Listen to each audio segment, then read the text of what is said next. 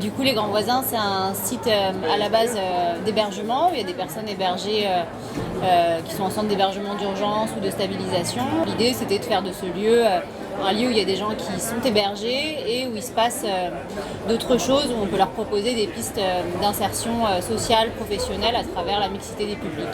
Yes Camp, on est venu accompagner l'association Aurore justement sur l'ouverture de ce site au public et faire en sorte qu'il se passe toute une diversité d'activités, que ce soit des activités commerciales comme la restauration ou le bar, mais aussi une programmation culturelle qui est gratuite, l'aménagement des espaces extérieurs.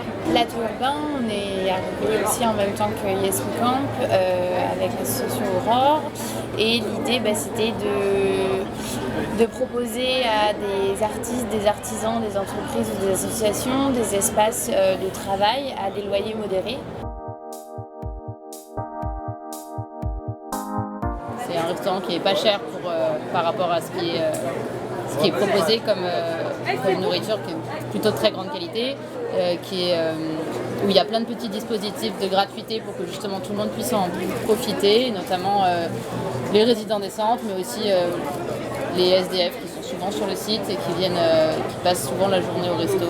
C'est un lieu clé du site pour toute la vie qu'il amène et toute la mixité de personnes que ça rassemble. Et il y a eu une quinzaine de résidents ou publics Aurore de l'accueil de jour qui ont pu être formés à l'oratoire en 2 ans. En tout cas, c'est un restaurant d'insertion qui fonctionne sur une économie purement commerciale et ça marche. Voilà, en tout cas, c'est un modèle sur lequel il faut tirer, je pense, des leçons et s'en inspirer pour la suite, quoi. On a besoin et on pense que la ville doit financer ce genre d'initiatives parce qu'elles sont beaucoup trop lourdes financièrement à porter pour des structures comme nous. Et surtout sur les investissements de départ. Voilà, ça demande des gros investissements. Le projet, il est financé à hauteur de 4%. Donc il y a quand même 96% d'autofinancement.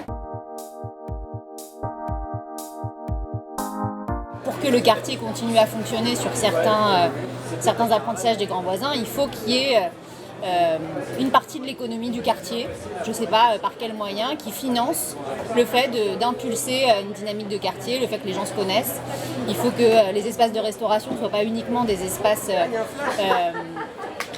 qui visent à faire un maximum de profit. Ici, ce qui a marché, c'est que les espaces de restauration ou les espaces commerciaux, ils laissaient la place aussi aux personnes qui avaient moins d'argent ou pas d'argent. Et puis une animation quotidienne comme ce qui se passe ici déjà de base, mais qui fait qu'on essaye de favoriser au maximum les rencontres, sinon on va se retrouver dans de nouveau des liens de proximité de voisins qui en fait ne se connaissent pas ou n'interagissent jamais ensemble et ne sont pas forcément ouverts sur l'extérieur. Il n'y a aucune remise à la rue, donc il y a une partie des résidents qui vont aller à Pantin, d'autres qui sont remis en hébergement dans d'autres sites divers de Paris et d'autres qui sont rattachés à d'autres structures dans le 18e et dans le 92.